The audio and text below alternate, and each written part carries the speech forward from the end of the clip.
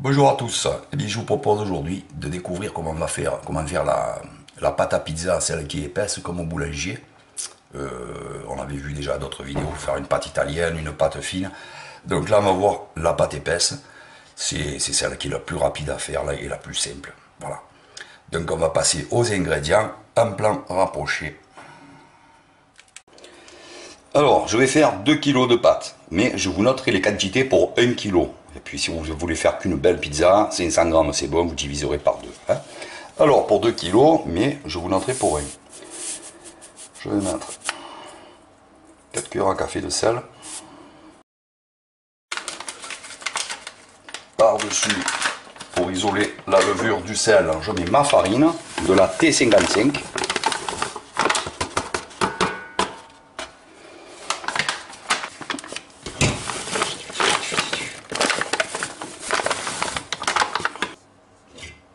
Je mets ma cuve en place.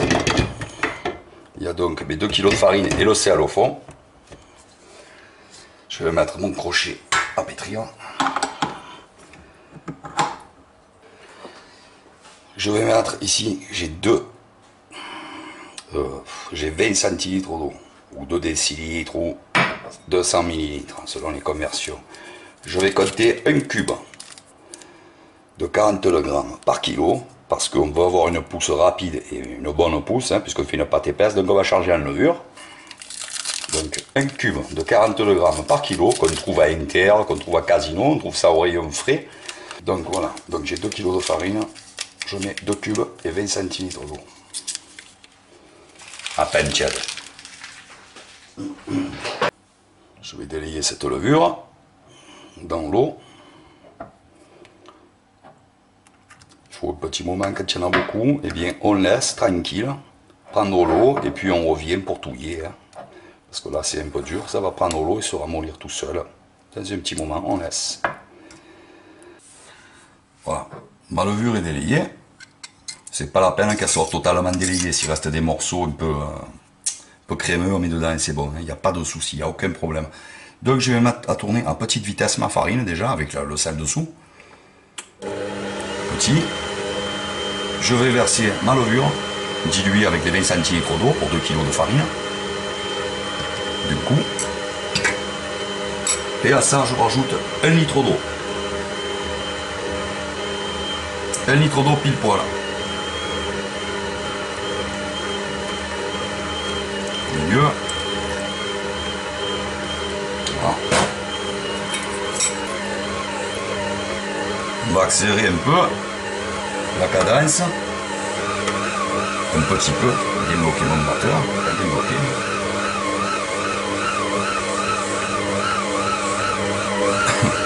Voilà, ça va se faire tout seul. La pâte va s'amalgamer. Tranquillement. Voilà, c'est presque fini. On va laisser pétrir qu'il n'y ait plus de farine au fond du cube poule.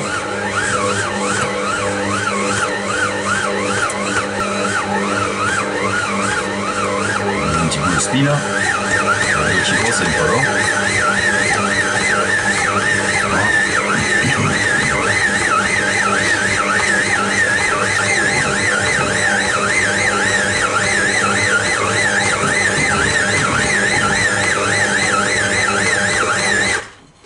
Ça suffit.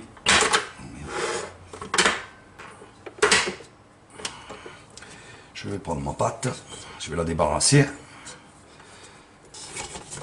Je prends mon bloc de pâte, mon choc de pâte, ici. Voilà. Bon voilà, je vais bouler ma pâte, c'est-à-dire que je vais détailler mes pizzas une par une. Pour voir combien de boules je vais tirer. En garder une pour faire de suite et les autres que je congèlerai comme je vous ai dit. Voilà, à peu près, je coupe en deux.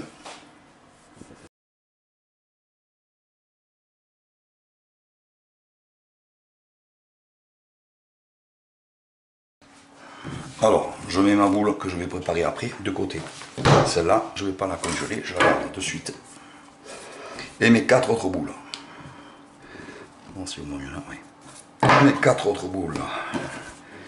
Je vais tout simplement, si vous voulez des sachets en sachet congélation, vous pouvez, s'ils sont assez gros. Sinon, vous prenez du papier film et vous allez les envelopper dedans pour les protéger du froid, c'est tout simplement.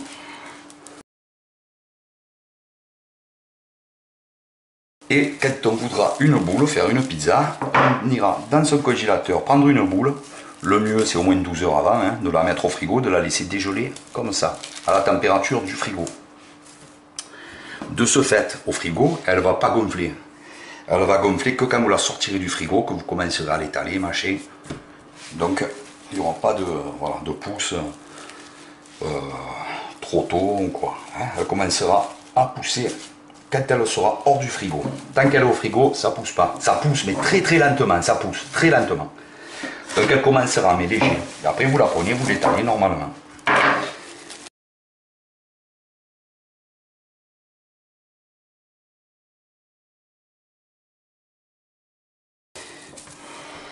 Voilà, direction le congèle. Et je reviens pour préparer la pizza. Et vous faire la démo de la pâte cuite. Alors, première étape, vous allez préparer votre plaque de four traditionnelle avec une feuille de papier sulfurisé. Et si vous n'avez pas de papier sulfurisé, vous mettez une goutte d'huile. Vous prenez du sopalin et vous étalez votre goutte d'huile comme il faut. Sur les bords, compris, il faut que tout le plat soit bien graissé. Voilà. Il ne faut pas qu'il y ait d'autant d'huile. C'est pour ça qu'on prend un sopalin, comme ça on enlèvera l'excès aussi. Voilà. On voit qu'elle commence à travailler la levure déjà. Et on va étaler jusqu'à arriver à la grandeur de notre plaque du four, tout simplement, pour la couvrir de pâte.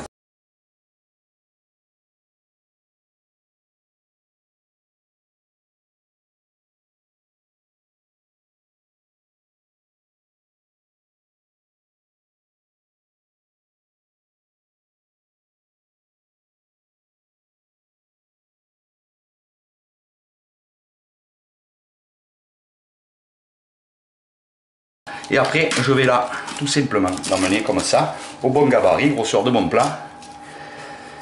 À peine un poil de plus, parce qu'elle va travailler, se rétracter juste un peu, mais léger, hein, pas beaucoup. Voilà, donc je fais à peine monter un peu sur les bords, pour être sûr du coup, que si elle se rétracte, j'ai toute ma surface qui restera quand même couverte. Voilà, ça suffit, pas plus. Maintenant, je vais attendre. Comme je veux une pâte épaisse, je vais la laisser travailler. Voilà. À température ambiante, ma pâte elle va commencer à lever. Voilà. Et on va attendre quelques minutes comme ça et je vous dis exactement combien après. Pour l'instant, je vais préparer mes garnitures et compagnie pour la cuisson. Voilà, j'ai laissé 20 petites minutes. Chez moi, dans ma cuisine, il fait 20 degrés, à peu près 21 degrés. Voilà, la pâte elle a commencé à développer, c'est ce qu'on veut. Sur la pizza, sur la pâte.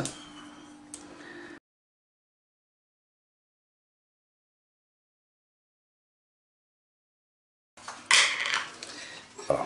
Et avec une boîte de 400 grammes, eh bien, il nous reste de quoi faire une pizza la prochaine fois. Ce que je vais aller directement mettre ce plat de sauce pour la prochaine fois au congélateur avec mes boules.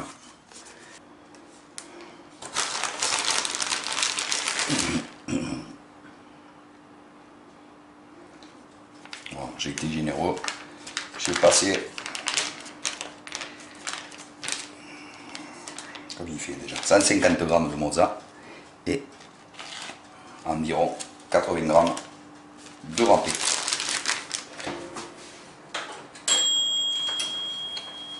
Et voilà, la pizza qui est prête avec la pâte bien épaisse qui a bien gonflé comme on voulait. Donc, c'est terrible. Alors, je vais la couper pour vous montrer la pâte.